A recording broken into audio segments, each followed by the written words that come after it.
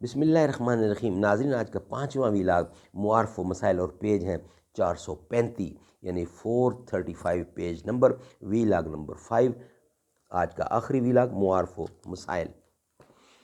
ناظرین، قرآن کریم کا ترجمہ، تشریح اور تفسیر آپ کے سامنے لا رہے ہیں۔ معارف القرآن اس کتاب کا نام ہے۔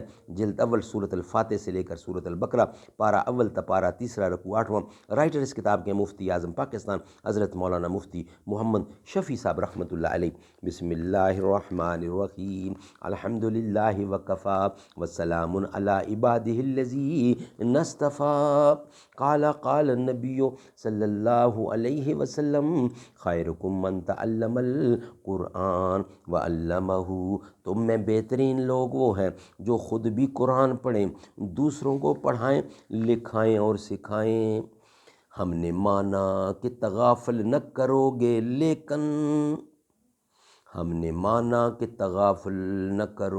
لیکن خاک ہو جائیں گے ہم تم کو خبر ہونے تک۔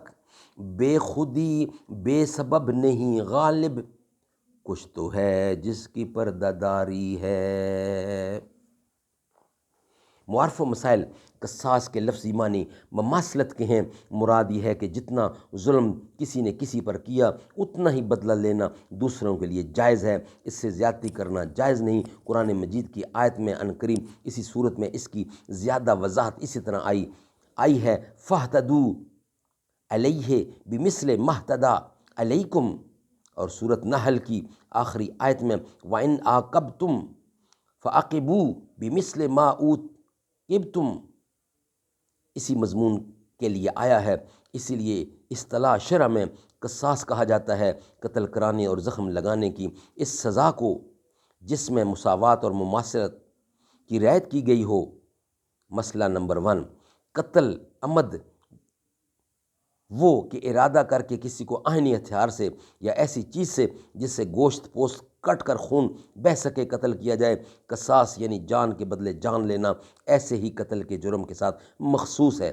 مسئلہ نمبر 2، ایسے قتل میں جیسے آزاد آدمی آزاد کے عوض میں قتل کیا جاتا ہے، ایسے ہی غلام کے عوض میں بھی غلام، اور جس طرح عورت کے عوض میں عورت ماری جاتی ہے، اسی طرح مرد بھی عورت کے مقابلے میں قتل کیا جاتا ہے۔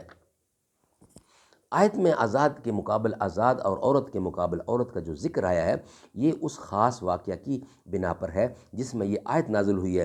ابن کثیر نے سند کے ساتھ حاتم رحمۃ اللہ کو نقل کیا ہے کہ زمانہ اسلام سے کچھ پہلے 2 عرب قبیلوں میں جنگ ہو گئی۔ طرفین کے بہت سے آدمی آزاد اور غلام، مرد اور عورتیں قتل ہو گئے۔ قبیلوں میں جنگ ہو گئی طرفین کے۔ ابھی ان کے معاملے کا تصفیہ ہونے نہیں پایا تھا کہ زمانہ اسلام شروع ہو گیا اور یہ دونوں قبیلے اسلام میں داخل ہو گئے۔ اسلام لانے کے بعد اپنے اپنے مقتولوں کا قصاص لینے کی گفتگو شروع ہوئی تو ایک قبیلہ جو قوت و شوکت والا تھا اس نے کہا ہم اس وقت تک راضی نہ ہوں گے جب تک ہمارے غلام کے بدلے میں تمہارا آزاد آدمی اور عورت کے بدلے میں مرد قتل نہ کیا جائے۔ ناظرین، آج کے 5 ویلاگ ہمارے کمپلیٹ ہوئے۔ کل انشاءاللہ نئے ویلاگ کے ساتھ آج کا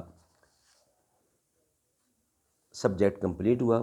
کل نیا ویلاگ آئے گا اور اس کا ہمارا ہیڈنگ ہوگا قصاص کے متعلق اسلام کا عادلانہ قانون اور قصاص کے مسائل۔ یہ انشاءاللہ کل آپ کی خدمت میں لائیں گے۔ آج کا یہاں تک 5واں ویلاگ کمپلیٹ ہوا۔ مربی و یاسین مدثر طٰہٰ، کیا کیا نئے القاب سے مولا نے پکارا۔ کیا شان ہے اس کی کہ جو امی